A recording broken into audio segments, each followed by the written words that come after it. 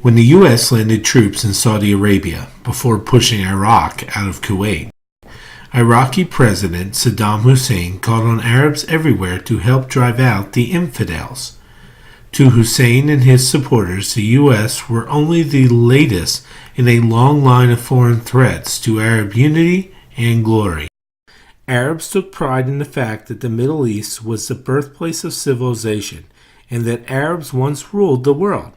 But for the last 2,000 years, the Arab world has waged bitter struggle against foreigners.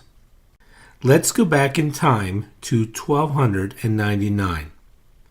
Our story begins with the Ottoman Empire.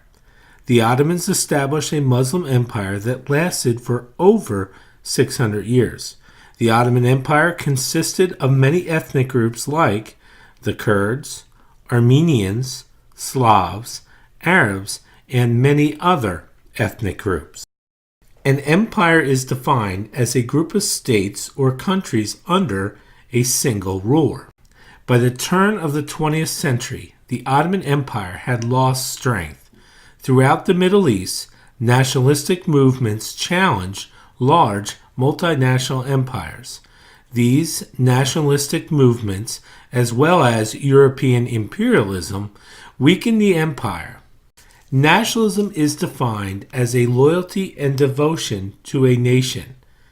Nationalists were not loyal to a king or government, but loyal to a group of people who shared a common culture and or history.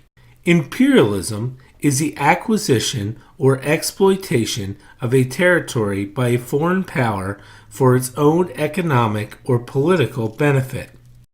For example, by 1800, Europe controlled 56% of the world. By 1878, Europe controlled 67% of the world. And by 1914, Europe controlled nearly 84.4% of the world. Russia and other European powers had an interest in the Ottoman Empire. The Russian leaders were interested in gaining more land, and countries like Britain and France were eager to gain access to oil. Britain and France had no oil fields of their own. Plus, the Suez Canal, which connected the Mediterranean to the Red Sea, would dramatically reduce the travel time from Europe and Asia. In 1907, Russia and Britain, fearing that the newly established constitutional regime would limit their role in Iran, agreed to cooperate with one another. In 1912, they invaded Iran to assure stability, security, and access to their countries. This was just one of many examples when the West interfered in the Middle East to benefit themselves.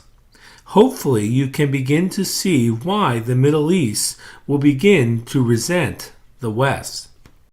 World War I, which began in 1914, ultimately destroyed the Ottoman Empire. Most Arabs wanted no part in the war, but Britain and France promised the Arabs independence if they would help defeat the Ottoman Empire. When the U.S. entered the war in 1917, President Wilson insisted on a policy of self-determination or the right of a country to govern themselves. This, along with the promises made by Britain and France, gave the Arabs hope. Warning, warning, the Allies lied. Unknown to the Arab nations, Britain and France made an agreement. The Sykes-Picot Agreement divided parts of the Middle East between France and Britain. Not only were the Arabs denied full independence, but they also lost part of their land to a new Jewish state. After the war, the victors claimed that many of the areas that had been controlled by the Ottoman Empire were unprepared for self-government and needed time, assistance, and advice before gaining independence. The victors established mandates, which gave Britain and France the authority to control the newly states that were created out of the Ottoman Empire.